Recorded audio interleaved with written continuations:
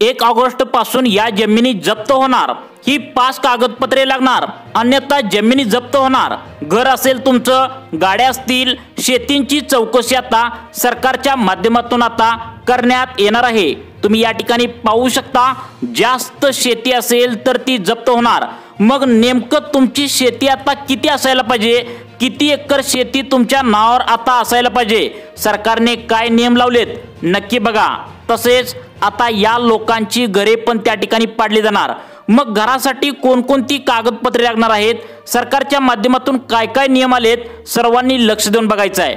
इतकं सोनं असेल तर ते जप्त होणार। बघा, तुमच्या घरामध्ये जास्त तोळ सोनं असेल तर ते जप्त सरकारच्या माध्यमातून करण्यात येणार आहे। त्यामुळे कोणकोणते नियम आता लावले आहेत लक्ष देऊन तुम्ही बघायचं आहे। जमीन, घर, जागा, दुकान यावर सरकारने आता 10 नवीन नियम या ठिकाणी लावलेत। केंद्र सरकारच्या माध्यमातून नवीन नियमावली आता जाहीर करण्यात आले आहे। यामध्ये सर्व प्रकारच्या प्रॉपर्टीवर सरकारकडून आता 10 नवीन नियम या ठिकाणी लावण्यात आले आहेत। तुमची शेती असेल, तुमचं घर असेल, तुमचं दुकान असेल, मोकळी जागा असेल, जर तुमच्या नावावर कोणतीही संपत्ती त्या ठिकाणी असेल, जागा असेल, घर असेल, तर घरामध्ये सोनं असेल, बँकेमध्ये पैसे असतील, तर अशा 10 प्रकारच्या वेगवेगळ्या प्रॉपर्टीवर वेगवेगळे 10 नवीन नियम या ठिकाणी केंद्र सरकारच्या माध्यमातून लावण्यात आले आहेत। या नियमामध्ये न बसणाऱ्या प्रॉपर्टीज सरकारच्या माध्यमातून जप्त करण्यात येणार आहेत। जर तुमची जमीन यापेक्षा जास्त असेल किंवा यापेक्षा जास्त सोनं तुमच्याकडे असेल किंवा यापेक्षा जास्त पैसे तुमच्याजवळ असतील, तर सर्व चौकशी करून ती जास्त असेल तर ती सरकारच्या माध्यमातून आता जप्त करण्यात येणार आहे। मग तुमची नावावर तुमची शेती किती एकर पाहिजे आहे, तुमच्याकडे सोनं नेमकं किती असायला पाहिजे आहे, सर्व काही आता चेकिंग सरकारकडून आता या ठिकाणी आता करण्यात येणार आहे। त्यातल्या त्यात जर तुमच्या नावावर जर इतकी जास्त शेती असेल तर सरकार ती आता जप्त करून घेणार आहे। केंद्र सरकारकडून सर्वात मोठी बातमी आता या ठिकाणी समोर आली आहे। दुकान, शेती, जमीन, घर, जागा अशा सगळ्या प्रॉपर्टीजवर सरकारने 10 नवीन नियम या ठिकाणी लागू या ठिकाणी केले आहेत। सरकारमार्फत या ठिकाणी लागू केलेले हे नियम समजून घेणं आणि ते पाळणं आता तुमचं गरजेचं आहे। जर तुम्ही शेतकरी असाल तर तुमच्याकडे शेती जमीन असेल तर तुमची शेत जमीन आता जास्त असेल तर ती जप्त होऊ शकते। तुम्ही यातला नियम नाही पाळला तर तुमची शेती त्या ठिकाणी आता सरकार जमा होऊ शकते। किती एकर जास्तीत जास्त शेती पाहिजे नक्की बघा। आता बघा, सरकारच्या माध्यमातून गेल्या 50 वर्षांमधील सर्वात कडक नियम आता यावर्षी लागू करण्यात आले आहेत। ज्यामध्ये शेतकरी असतील, मोठमोठी प्रॉपर्टीज असतील, काळा पैसा असेल, दुकानातील त्या ठिकाणी असेल, सोनं असेल, सर्व काही प्रॉपर्टीज बाहेर काढल्या जाणार आहेत। सर्व काळा पैसा, बळकावलेल्या जमिनी यामध्ये आता सरकारच्या माध्यमातून बाहेर काढल्या जाणार आहेत। जर तुमची शेती असेल तर तुम्हाला ती 5 कागदपत्रे देखील सरकारच्या माध्यमाला आता या ठिकाणी द्यावी लागणार आहेत। त्यामुळे कोणकोणत्या नियमानुसार कोणकोणती कागदपत्रे तुम्हाला द्यावी लागणार आहे, जर तुमच्या नावावर एखादी जागा असेल, तुमच्या नावावर घर असेल, तुमच्या नावावर शेती असेल, तुमच्या नावावर जास्त सोनं असेल, तर कोणकोणते नवीन नियम या ठिकाणी आलेत नक्की बघायचं आहे। 10 नियम या ठिकाणी लावण्यात आले आहेत। यामधला 10 नंबरचा जो शेवटचा नियम असणार आहे तो अतिशय कडक असणार आहे। त्यामुळे जर तुम्ही हा नियम मोडला तर तुम्हाला कुठलीच प्रॉपर्टी या ठिकाणी मिळणार नाही असं सरकारने सांगितलंय। तुमचा अधिकार संपुष्टात येईल, तुमची प्रॉपर्टी जप्त होईल, सरकार जमा होईल, अशा प्रकारे असं सांगितलंय। जर तुम्ही प्रॉपर्टी जप्त केली म्हणून कोर्टात गेले तर कोर्ट देखील काहीच करू शकणार नाही। इतका हा नवीन नियम आलाय। त्यामुळे हे सगळे नियम समजून घेऊन लक्षपूर्वक काम करणं गरजेचं आहे, जे आता संपूर्ण राज्यामध्ये लागू झाले आहेत। चला तर मग आजच्या व्हिडिओच्या माध्यमातून जाणून घेऊयात की कोणते 10 महत्त्वाचे नियम आलेत जे देशातल्या सगळ्या प्रॉपर्टीजवर, मालमत्तेवर या ठिकाणी आता 1 ऑगस्ट पासून लागू करण्यात येत आहेत। त्यामुळे नेमकं काय बदल होणार आहे, यामधील पहिले 5 नियम दिलासा देणारे आहेत, परंतु शेवटचे 5 नियम अत्यंत कडक असणार आहेत। ज्यामध्ये ज्यांची जमीन आहे, ज्यांचं घर आहे, एखादी जागा नावावर असेल, सोनं तुमच्या घरामध्ये जास्त असेल, प्रॉपर्टीज कोणती नावावर असेल, तर काही कागदपत्रे देखील आता तुम्हाला या ठिकाणी लागणार आहेत। जर तुमची जमीन जर असेल तर आता ड्रोनद्वारे सगळ्या शेतीचा सर्वे सुरू होणार आहे। म्हणजेच ड्रोनद्वारे आता या ठिकाणी शेतीची चेकिंग केली जाणार आहे आणि या सर्वेनुसार आता नोंदणी सुरू झाली आहे। ही नोंदणी आणि 7/12 नोंदी मॅच करून तुम्हाला एक कार्ड सुद्धा सरकारच्या माध्यमातून इथून पुढे दिलं जाणार आहे। त्या कार्डामध्ये समजेल की तुमच्या नावावर नेमकं कोणत्या ठिकाणी जमीन आहे, कुठे जमीन आहे, काय गट नंबर त्या शेतीचा आहे, सगळं तुम्हाला आता या ठिकाणी समजणार आहे। गावामध्ये प्रॉपर्टीसाठी विवाद आहेत तर ते याच्यामुळे कमी होतील। लोक आपल्या संपत्तीवर एक कार्ड दाखवून कर्ज सुद्धा आता घेऊ शकतात। ग्रामीण भागामध्ये संपत्तीवरून होणारी भांडणं संपवण्यासाठी ही स्वामित्व योजना सरकारच्या माध्यमातून नवी आता सुरू केली आहे, ज्यामुळे आता शेतकऱ्यामध्ये भांडणं कमी होतील। तसेच या योजनेद्वारे 2026 पर्यंत गावातील सर्व लोकांकडे स्वामित्व कार्ड मिळण्याचे ध्येय सरकारने ठेवले।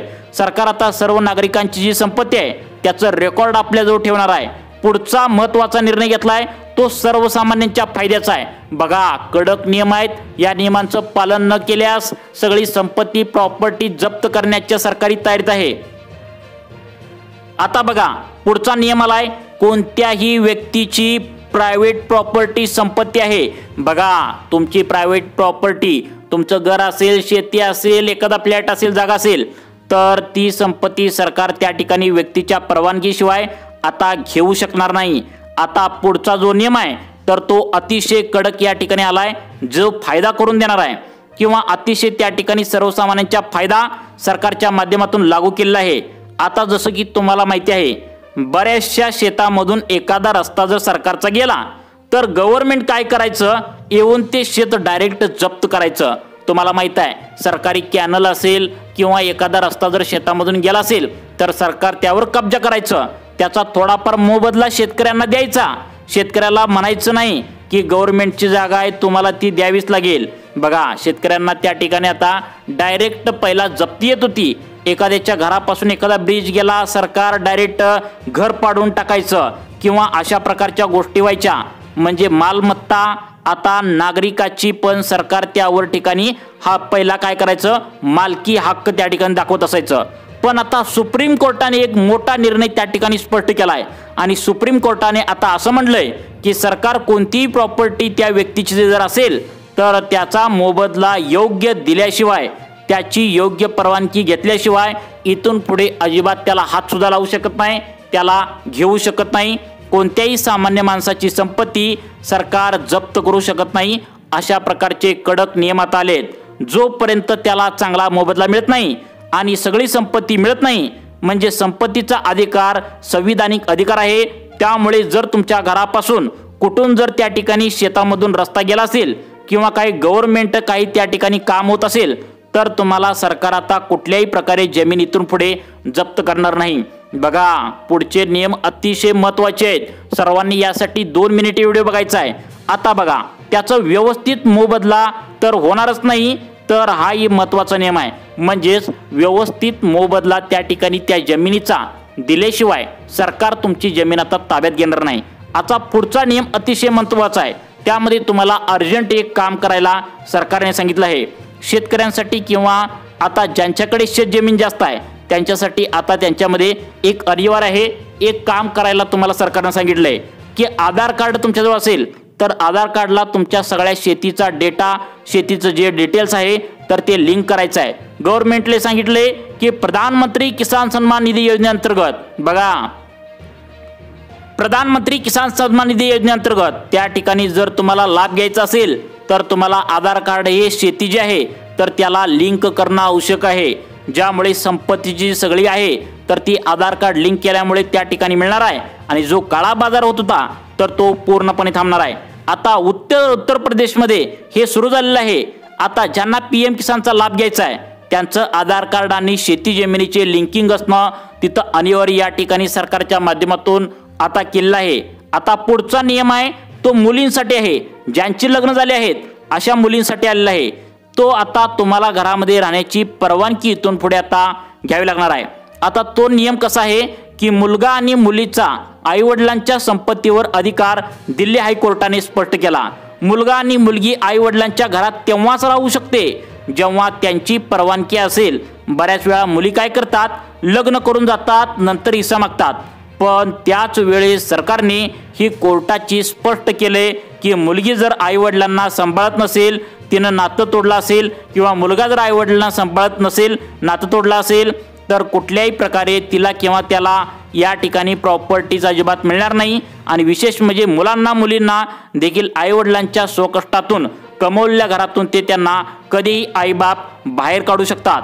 जर त्यांची पूर्वजात पिढी त्या ठिकाणी संपत्ती असेल, म्हणजेच आईवडिलांची संपत्ती असेल, म्हणजेच मुलाच्या मुलींच्या आईवडिलांची संपत्ती असेल, त्यावर त्या ठिकाणी ही मुलं अधिकार घालू शकतात. पण आईवडिलांनी स्वतः कमवलेली संपत्ती आहे त्यावर तुम्ही कधीच मुलांनो अधिकार त्या ठिकाणी सांगू शकत नाही. पुढचा नियम जावयांसाठी आहे.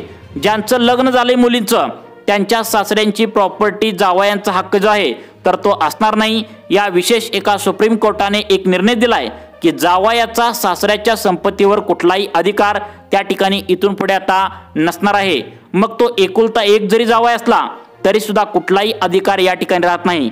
पुढचा नियम, बायकोच्या नावावर जर त्या ठिकाणी काय खरेदी केलं असेल, संपत्ती मालमत्ता काही खरेदी केली असेल, तर त्याचा हक्क कोणाचाच राहणार नाही. कोण त्याचा मालक राहणार याविषयी देखील महत्त्वाचा नियम आलाय. त्याच्यामध्ये असं सांगितलंय, बऱ्याच वेळा पती काय करतात, पैसे देऊन पत्नीच्या नावे कुठलं तरी जमीन घेतात, प्रॉपर्टीज खरेदी करतात, घर घेतात. याचा मालक कोण होणार? पैसे तर पतीने दिले असते, मग काय होणार? या संदर्भात एक महत्त्वाचा नियम या ठिकाणी आला आहे. तो करण्यात आलेला आहे. तो म्हणजे ज्याच्यामध्ये असं सांगितलंय की पैसे कोणी देऊन पण ज्याच्या नावावर जमीन घेतली आहे, ज्याच्या नावावर मालमत्ता आहे, तोच मालक इथून पुढे असणार आहे. पुढचा नियम दत्तक घेतलेल्या मुलांसाठी या ठिकाणी आलेला आहे. ज्याला दत्तक घेतला आहे त्यांचा संपत्तीचा अधिकार स्पष्ट करण्यात आलेला जो नियम आहे तो म्हणजे सरकारच्या माध्यमातून देण्यात आला आहे. जेवढं संख्या मुलांच्या अधिकार असतो, म्हणजे जेवढं संख्या मुलांचा अधिकार असतो तेवढा दत्तक मुलांचा देखील इथून पुढे अधिकार असणार आहे. कुठलाही भेदभाव होणार नाही. आता सगळ्यात महत्त्वाचा जो नियम आलाय, जो शेवटचा नियम आहे, ज्याच्यामध्ये की तुम्हाला घरामध्ये त्या ठिकाणी बघा, घरामध्ये त्या ठिकाणी घरात जप्त सुद्धा होऊ शकतं, की घरात मग तुमचा अधिकार संपुष्टात देखील येऊ शकतो. किंवा जर एखादा मुलगा आई वडिलांचा सांभाळ करत नसेल तर आई वडील त्याला संपत्तीतून काढून टाकण्याचा अधिकार आई वडिलांना आता देण्यात आला आहे, ज्याला आपल्या संपत्तीतून वजा करू शकतात. आई वडिलांनी त्याची संपत्ती आधी जर मुलाच्या नावावर केली जर असेल तर ती संपत्ती देखील आता आई वडिलांनी सांगितल्याप्रमाणे मागे घेऊ शकतात. सरकारचा हा नवीन नियम आलाय, वयस्कर लोकांच्या फायद्याचा ठरणार आहे. कोर्टाने स्पष्ट केलंय की आई वडिलांचा सांभाळ करणे हे प्रत्येक मुलामुलींचं कर्तव्य आहे. मुलं जर ती जबाबदारी समजत नसतील तर त्यांच्या आई वडिलांच्या संपत्तीमध्ये मुलांचा अधिकार अजिबात नसणार आहे. मित्रांनो, हे जे नियम सरकारच्या माध्यमातून लावण्यात आलेत त्याच्या माध्यमातून सर्वसामान्य जनतेला एक मोठा फायदा होणार आहे. सगळ्यात भारी सरकारच्या माध्यमातून नियम काढण्यात आलाय ते म्हणजे मुलांनी जर आई वडिलांना सांभाळले नाही तर मुलांना कोणताही अधिकार आई वडिलांच्या कमवलेल्या प्रॉपर्टीमध्ये नसणार आहे. त्यामुळे तुमच्या फायद्याचेच नियम आहेत, याचं पालन करा. व अशाच प्रकारचे व्हिडिओ पाहण्यासाठी आपल्या लाईफ चेंज मोटिवेशन या चॅनलला आत्ता सबस्क्राईब करा. धन्यवाद.